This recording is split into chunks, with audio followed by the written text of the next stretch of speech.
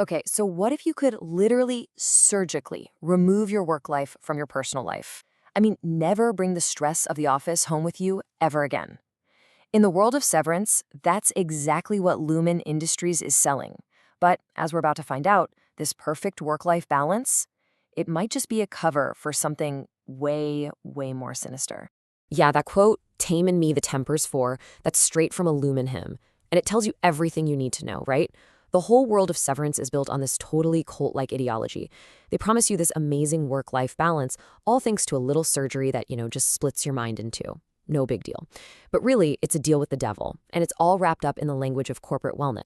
So, behind all those sterile white hallways and those kind of creepy smiling portraits of the founder, something much darker is going on. You have to ask, right? What is Lumen's real goal here? Well, to figure that out, we've got to follow the breadcrumbs. And believe it or not, the first clue is hidden in plain sight, hanging right there on the walls. The company's art. So let's start with part one, Lumon's corporate propaganda. Because as you're about to see, nothing in this place is just for decoration. So get this, experts have looked at this stuff and basically said that Lumon has created its own completely fabricated corporate art history.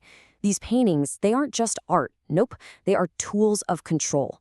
Think of them as visual myths specifically designed to brainwash employees who have literally no other memories to go on.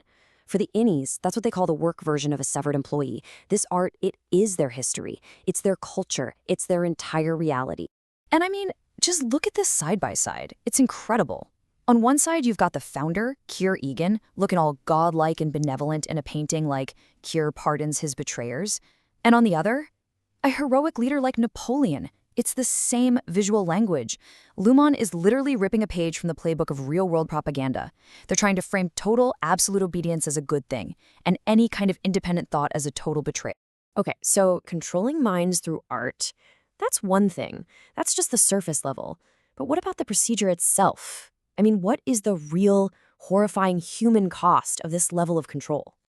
All right, section two, the fractured self. Because to really get what's at stake here, we have to dive into the philosophical and psychological crisis that's at the absolute core of this whole story. For centuries, this idea of mind-body dualism was just that, an idea, a philosophical thought experiment. But the severance procedure, it takes that abstract concept and makes it terrifyingly, concretely real. Suddenly, you have a single body split between two totally separate streams of consciousness. That's two minds trapped in one body, and neither one has any clue that the other exists. And if you want to see just how far Lumon is willing to push this, look no further than the case of Miss Casey. This is where it gets truly horrifying. They aren't just creating a simple work self and home self. No, they're fragmenting a person into pieces, creating disposable consciousnesses that they can just turn on and off for their own twisted experiments. And that raises a really profound question. If you can shatter a mind like that, what in the world happens to the soul? And this is where the real fight begins. Because the innies, they aren't just data points or temporary workers. They are emerging people, full-blown identities fighting for their own existence. Just like the show's creator says here, Annie Mark's whole journey is about going from this compliant drone who doesn't even value his own life to a rebel who does. And that is what makes this whole mystery so powerful. It's about the birth of a new person and their fight for the right to even exist. Okay, so with stakes that high, let's get into the big theories. Section 3, the Immortality Project. This is the first major idea about what Lumon is really up to, and it all centers on their long-dead, godlike founder. So here's the big question. Is Keir Egan, the guy who supposedly died way back in the 1930s, somehow still alive? I know, it sounds completely insane, right? But one of the biggest fan theories out there is that Lumon is actually trying to achieve a kind of technological resurrection. It's the ultimate corporate fantasy, isn't it? To literally cheat death. So the theory goes like this.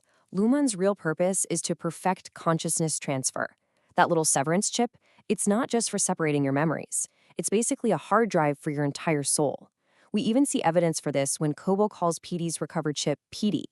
And that weird ceremony they call revolving, the theory says that's when they actually transfer Keir's mind into a new host body, letting him live on and on forever.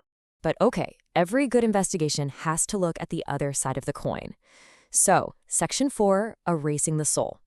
What if Lumon isn't trying to rebuild a person at all, but to completely dismantle one? This brings us to macrodata refinement. What if that weird, mysterious job, sorting those scary-looking numbers on a screen, isn't about saving a consciousness? What if it's about creating the perfect, empty vessel? There's a really compelling counter-theory that the work of the MDR team has a purpose that is, well, way more sinister than just about anything we've considered so far. So it really comes down to this central debate you see right here. Is Mark's work an act of creation, or is it an act of destruction? On one hand, he could be unknowingly rebuilding his wife Gemma, piece by piece. But on the other, he could be the one destroying her, stripping away the very emotions, the woe, the frolic, the dread, the malice that make her human. So which is it? Is Lumon building a god, or are they perfecting wage slavery? And that brings us to our final section, the ultimate mystery. Where does all of this leave us? Well, basically at a crossroads. We have two powerful competing theories.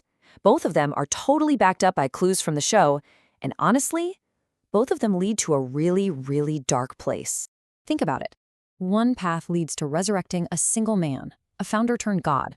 The other path leads to the complete erasure of countless human souls. Either way, it points to a future where what it means to be human is totally redefined by a corporation. The question isn't just, what is Lumon doing anymore? It's, what does it even mean to be a person when a company gets to decide?